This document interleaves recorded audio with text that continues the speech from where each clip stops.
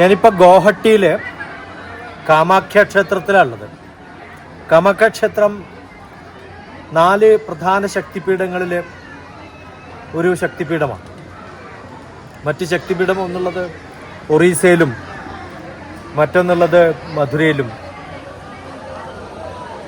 ഒക്കെയാണ്. കൽക്കട്ടയിലെ കാളി മന്ദിരമാണ് മറ്റൊന്ന്. കാമാഖ്യയുടെ പ്രത്യേകത എന്ന് പറയുന്നത് ശിവന്റെ ജീവിതവുമായിട്ട് വളരെ ബന്ധപ്പെട്ടിട്ടുള്ളതാണ്. 2 ജന്മങ്ങൾ എന്ന് വേണമെങ്കിൽ പറയാം. നമ്മുടെ സതിയുമായിട്ടുള്ള ശിവന്റെ സംബന്ധം എന്ന് പറയേണ്ടി വരും. കല്യാണം, വിവാഹം എന്നൊക്കെ പറയുന്നത് തെറ്റാണ്. ആ കാലത്ത് മുതലുള്ള കഥകൾ ഹിമവാന്റെ പുത്രിയായിരുന്ന പാർവതിയിലേക്ക് എത്തി നിൽക്കുമ്പോൾ അതിനു മുമ്പുള്ള കഥകളും കൂടി ഓർക്കണം. ആ കഥയിൽ സതിയുടെ അച്ഛനായിട്ടുള്ള ദക്ഷന്റെ ആ കാലം മുതൽ സാധിച്ചിട്ടുള്ള ഒരു വലിയ ആഗ്രഹം, ശിവനെ വിവാഹം കഴിക്കണമെന്ന ആഗ്രഹത്തിൽ മുന്നോട്ട് കൊതിച്ചു പോയിട്ടുള്ള ദേവിയെ അവർ തമ്മിലുള്ള ചെറിയ സൗന്ദര്യപ്പിണക്കം എന്ന് പറയാൻ വേണമെങ്കിൽ, അമ്മായിയപ്പനും മരുമകനും തമ്മിലുള്ള ബന്ധത്തിൻ്റെ പ്രശ്നങ്ങൾ, അതുകൊണ്ട് ശിവന് ദക്ഷനിൽ നിന്ന് നേടേണ്ടി വന്നിട്ടുള്ള പരിഹാസങ്ങൾ, അത് സംബന്ധിച്ചിട്ടുള്ള കലഹങ്ങൾ, അതുകൊണ്ട് തന്നെ സ്വയം പ്രാണൻ ത്യജിച്ച ദേവിയുടെ ശരീരം, ആ അവസ്ഥയിൽ ശക്തിയില്ലാത്ത ലോകം, ശക്തി എന്ന് പറയുന്ന സ്വരൂപത്തിൽ നിന്ന് ശക്തി പോയാൽ ജഡമാവുന്ന അവസ്ഥയിൽ ലോകത്തിന് തന്നെ പ്രശ്നങ്ങൾ ഉണ്ടാവുമെന്ന് തോന്നിയ സമയത്ത് വിഷ്ണുവാണ് ദേവിയെ പല സ്ഥാനങ്ങളിലേക്ക് പല ഭാഗങ്ങളായി സുദർശന ചക്രം കൊണ്ട് വിഷ്ണു അവിടെയും ഇവിടെയൊക്കെ സ്ഥാപിച്ചിട്ടുള്ളതാണ് ശക്തിസ്ഥലങ്ങൾ. 108, 51, 18, 4 എന്നൊക്കെ പ്രാധാന്യമനുസരിച്ച് കാണാവുന്ന ഈ കേന്ദ്രങ്ങളിൽ ഏറ്റവും പ്രാധാന്യമുള്ള കാമാഖ്യയിലാണ് ഇപ്പം നമ്മളുള്ളത്. അതിൽ വേറൊരു കഥയുള്ളത്, ഇവിടെ ആയിരുന്നു, ഇവിടെ ബിംബമോ ഒന്നുമില്ല, ഒരു ചെറിയൊരു പീഠം, അത് യോനി രൂപത്തിലുള്ള ഒരു കല്ല്. നമ്മളൊക്കെ ഇവിടുത്തെ ട്രൈബൽസ് എന്നൊക്കെ പറയുന്ന പഴയ ആൾക്കാരൊക്കെ പൂജിച്ചു കൊണ്ടിരുന്ന ഒരു കല്ല് എന്ന് പറയും. എന്താണ് ആ സ്ഥാനത്തിൻ്റെ പ്രത്യേകത? അവിടെ നിന്ന് തപസ് ചെയ്തിട്ടാണ് ശിവനെ സതിക്ക് കിട്ടിയത് എന്നുള്ളൊരു കഥ. എന്താണ് കഥ?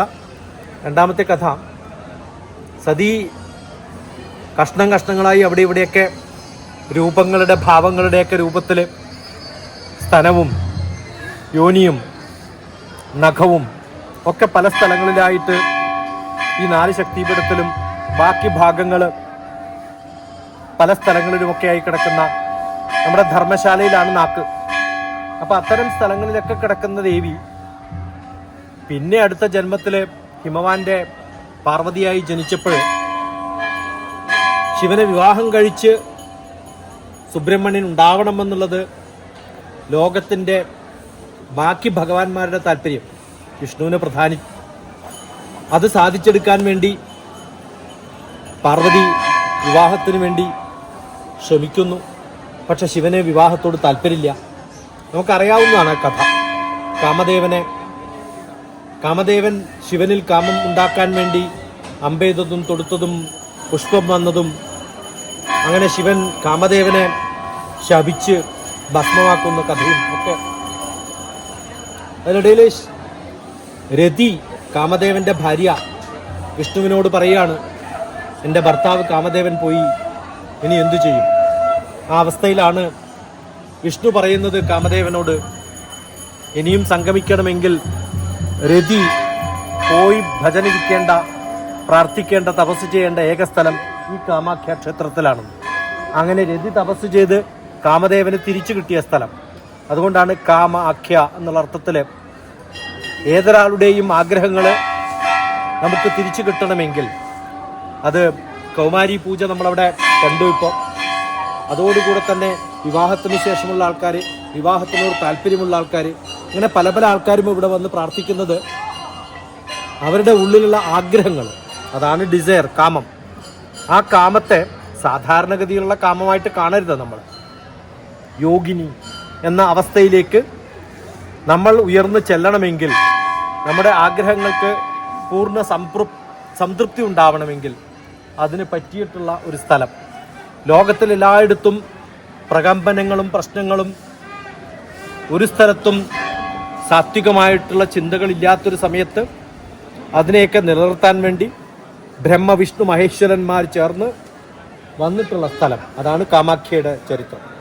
അതിനേക്കാളും വലിയൊരു പ്രത്യേകത, എല്ലാ ദേവീ സങ്കല്പങ്ങളിലും ദശമഹാവിദ്യ, എൻ്റെ പല വീഡിയോസിലും ഞാൻ പലപ്പോഴും പ്രതിപാദിച്ചിട്ടുള്ള ദേവീ സങ്കല്പത്തെക്കുറിച്ചുള്ള ക്ലാസ്സുകളിലൊക്കെ പറഞ്ഞിട്ടുള്ള ദശമഹാവിദ്യയുടെ ഓരോ ദേവീ സങ്കല്പങ്ങൾ പല പല ക്ഷേത്രങ്ങളിലായിട്ട് നമുക്ക് കാണാം. പക്ഷെ എല്ലാ ദേവീ സങ്കല്പങ്ങളും 10 ദേവികളും ഉള്ള ഏക വളരെ യുണീക്കായിട്ടുള്ള, വളരെ സുലഭമായിട്ട് എവിടെയും കാണാൻ പറ്റാത്ത, ദുർലഭങ്ങളിൽ ദുർലഭമായിട്ടുള്ള ഒരു ക്ഷേത്രമാണ് കാമാഖ്യ. കാരണം അതിനകത്ത് 10 ദേവീ ക്ഷേത്രങ്ങളും ഉള്ളടങ്ങുന്ന ദേവിയുടെ എല്ലാ സങ്കല്പങ്ങളും കാളി, താര, മണ്ഡോദരി, ഭുവനേശ്വരി, ത്രിപുരസുന്ദരി, ചിന്നമസ്ത, ധൂമാവതി തുടങ്ങിയ എല്ലാ ദേവിമാരുടെയും സങ്കല്പങ്ങൾ ചേർന്ന് കിടക്കുന്ന ഒരു സ്ഥലം. അതാണ് നമ്മുടെ ഏറ്റവും വലിയ ദേവീ സങ്കല്പമായ കാമാഖ്യയിൽ. അതിന് ചുറ്റുമുള്ള സ്ഥലത്ത് ഒരു 10-500 മീറ്റർ അപ്പുറത്തും ഇപ്പുറത്തൊക്കെ ആയിട്ട് പല പല ക്ഷേത്രങ്ങളിൽ നമുക്ക് എല്ലാ ദേവിയുടെയും സങ്കല്പങ്ങൾ കാണാൻ സാധിക്കും. അപ്പോൾ വളരെ പ്രസിദ്ധമായിട്ടുള്ള ദേവീ സങ്കല്പങ്ങളിൽ, ഭാരതീയ സങ്കല്പങ്ങളിൽ ദേവി, ശൈവേറ്റ്സ്, വൈഷ്ണവേറ്റ്സ്, ഗാണപത്യം, സൂര്യ, അങ്ങനെ 5 തന്ത്രങ്ങളാണ് പറയാറുള്ളത്. ആ തന്ത്രങ്ങളിൽ ഏറ്റവും പ്രാധാന്യമായിട്ടുള്ള, പലപ്പോഴും ചെറിയ ഗ്രാമങ്ങളിലും ലോക്കൽ സ്ഥലങ്ങളിലൊക്കെ അവരവരുടെ രീതിയിൽ പൂജകൾ നടന്നിരുന്ന, അതേപോലെ കാമാഖ്യയിലും പൂജകൾ നടന്നിരുന്ന ഒരു സ്ഥലമാണ്. അത് കഴിഞ്ഞിട്ട് ഈ ശങ്കരാചാര്യര് കാലടിയിൽ നിന്നും ശങ്കരാചാര്യർ എത്തിയിട്ടുള്ള പല സ്ഥലങ്ങളിൽ എത്തിയിട്ടുണ്ട്.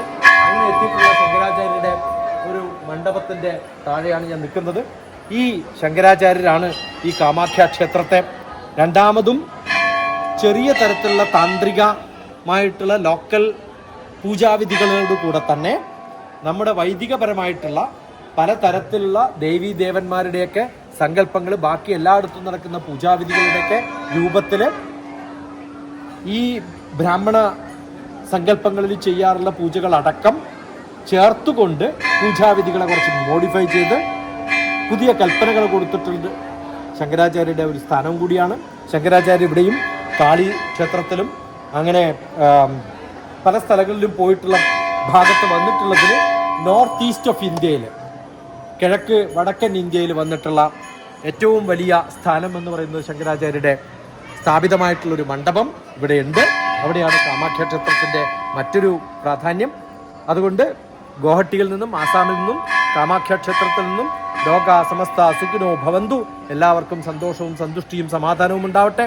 ലോക സമാധാനം ടർബുലൻസ് ഉണ്ടായപ്പോൾ അതില്ലാതിരിക്കാൻ വേണ്ടി സ്ഥാപിച്ചിട്ടുള്ള ഒരു മഠമാണ്. എല്ലാ ഭഗവാന്മാരും ചേർന്ന് ഉണ്ടാക്കിയിട്ടുള്ളൊരു സ്ഥലമാണ്. അവിടത്തേക്ക് എത്തിച്ചേരാൻ സാധിച്ചു എന്നുള്ളത് എൻ്റെ ഭാഗ്യമായി ഞാൻ കരുതുന്നു. നന്ദി, നമസ്കാരം. Thank you so much. God bless you.